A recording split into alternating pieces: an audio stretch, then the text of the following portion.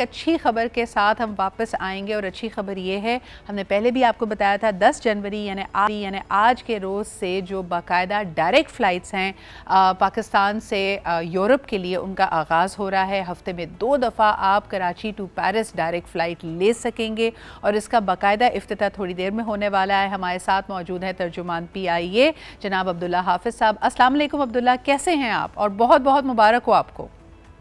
अस्सलाम वालेकुम वरहमतुल्लाह एंड बहुत बहुत शुक्रिया आपकी नेक तमन्नाओं नेक ख्वाहिशात का। ये पाकिस्तान के लिए, ये PI के लिए एक बड़ा इम्पोर्टेंट दिन है बिकॉज 4.5 साल की मेहनत के बाद फ्लाइटें जो है वो दोबारा रिज्यूम हो रही हैं पेरिस की।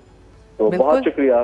बिल्कुल अब्दुल्ला, और जिस तरह के हमारा फ्लैग कैरियर है PIA पाकिस्तान के लिए और पाकिस्तानियों के लिए बड़ा एक उसकी एक इमोशनल टग है हमारी ज़िंदगी में। जब भी हम अपना ये आप PIA की टेल कहीं पे भी नोटिस करते हैं तो ऐसा लगता है वतन के करीब आ गए।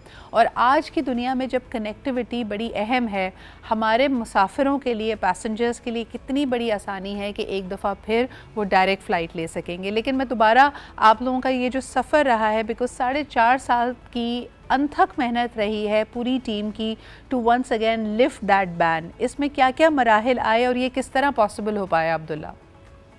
देखें, आपको उसमें मेरे ख्याल में शायद हिस्ट्री में जाने की जरूरत नहीं है कि पाबंदी का इतला क्यों हुआ था, लेकिन जो एप्रीहेंशन थी उनकी पायलट लाइसेंसिंग और बाकी दीगर मामला के ऊपर वो बहुत सख्त किस्म की थी और उसी की बुनियाद के ऊपर उन्होंने ये इतना सख्त फैसला लिया कि पाकिस्तानी एयरलाइंस पे पाबंदी आएगी। अच्छा, अब जब आप रेगुलरली कहीं पे फ्लाइट ऑपरेट कर रहे होते हैं तो उस टाइम पे उनके सरप्राइज इंस्पेक्शन भी होती हैं, ऑडिट्स भी होते हैं, वो रूटीन के मैटर के तौर के ऊपर चलते रहते हैं। लेकिन जब इतनी सख्त पाबंदी आपके ऊपर लगी हो तो उसके बाद उन पाबंदियों के खात्मे के लिए इकदाम करने के लिए मेहनत करनी पड़ती है बिकॉज रूल्स एंड रेगुलेशन बहुत ज्यादा स्ट्रिंजेंट, बहुत ज्यादा सख्त हो जाती है। बिल्कुल ये उनके पूरा करना इन इटसेल्फ एक बहुत बड़ी कामयाबी है पाकिस्तान सिविल एविएशन अथॉरिटी की, PIA की for that matter. Repeated audits हुए, सरप्राइज इंस्पेक्शन हुई, उन्होंने हमें वॉच लिस्ट के ऊपर काफी अर्सा रखा, उन्होंने हिस्टोरिकल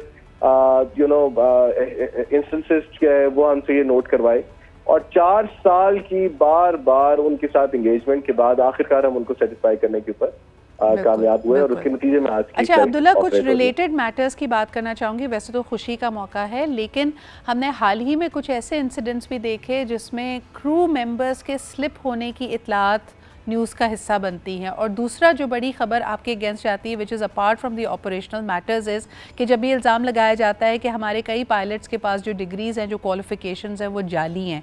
इन दोनों सिचुएशंस को हैंडल करने के लिए आप लोग क्या कर रहे हैं? अच्छा, पहले दूसरी सिचुएशन का जवाब मैं पहले देना चाहूंगा इससे बिकॉज ये डायरेक्टली लिंक था इस ऑपरेशन के साथ जो कि आज शुरू हो रहा है, क्योंकि पायलट लाइसेंस वाले मामले ही ने ट्रिगर किया था ये सारे के सारे मामले।